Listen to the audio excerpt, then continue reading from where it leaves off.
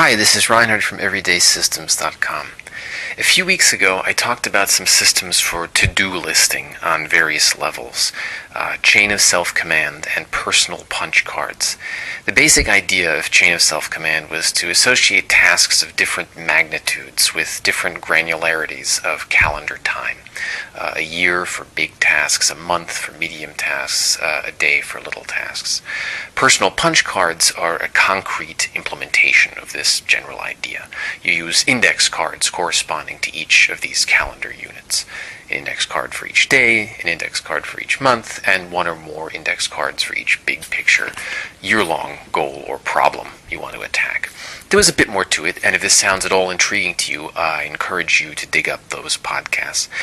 But today I'm going to focus on the daily to-do list. In fact, I'm going to focus on even more narrowly on the individual daily to-do item, the task.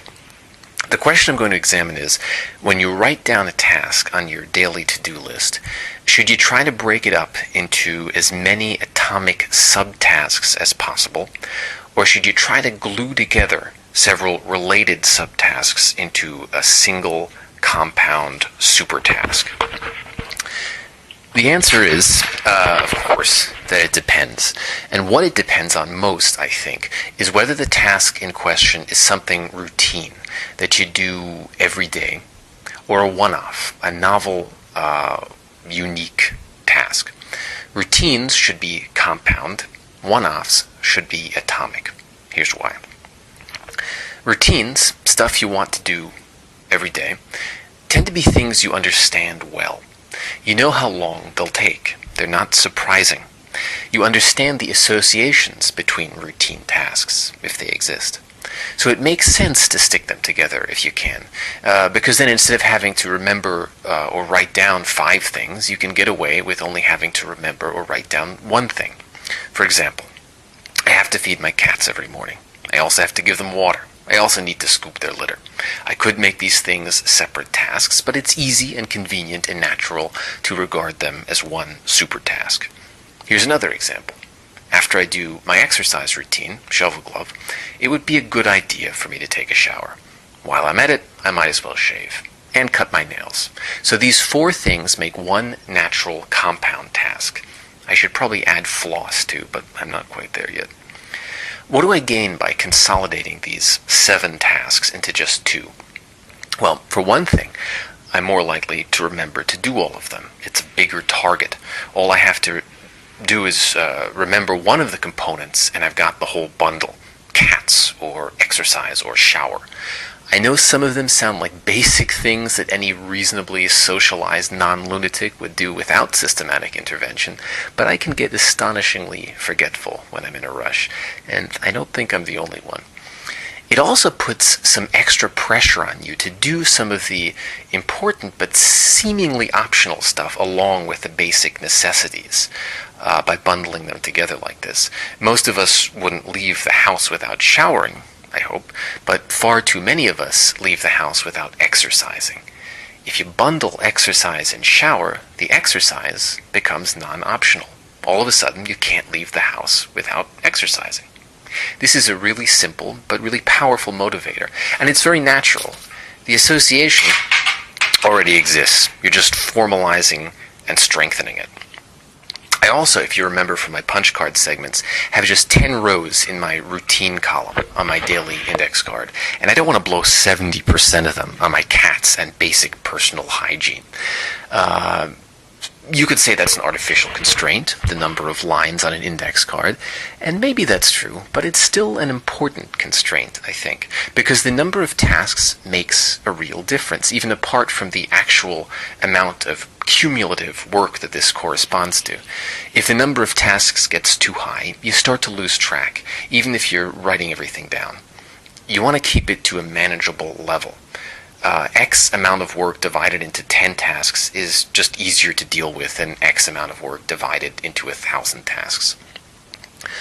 I don't know if this is necessary, but you can also come up with silly mnemonic names for compound tasks just by glomming words or word parts together.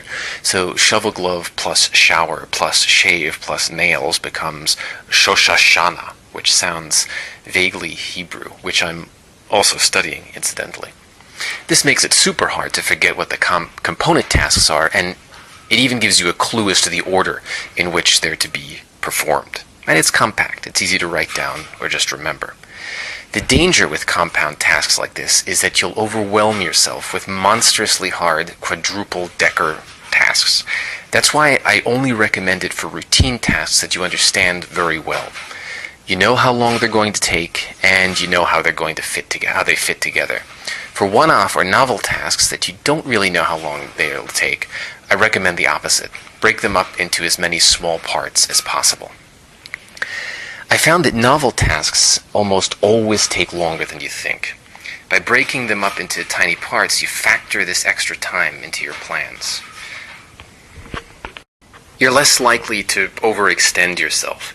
Some one-off tasks, like sending an email to someone, might be easier to judge, but it still makes sense to keep them nice and atomic because it doesn't have any natural associations with other tasks that will help you bundle it.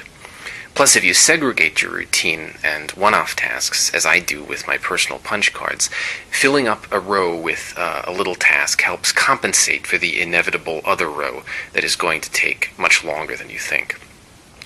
And you want to fill these rows with as many easy, well-understood things as will fit, both to keep hard, poorly understood things from sneaking in and overwhelming you, and to give you a motivating sense of progress as you cross these things off. I found that a sense of progress, even a somewhat artificial sense of progress, motivates me to get more done. My daily punch cards have 3 columns: work, routine, and errand. Routine is obviously routine, but work and errand are mostly one-offs. Some of the tasks in my work and errand columns are ridiculously small. It might seem like I'm just trying to fill up these columns to make it look like I'm accomplishing something. And that's true. But in the process of wanting to seem effective by crossing off lots of tiny little accomplishments, I wind up getting much more done than I used to. I like to have at least 7 tasks in each column, but no more than 10. This is the sweet spot between ambition and complacency that keeps me moving at a rapid but sustainable clip.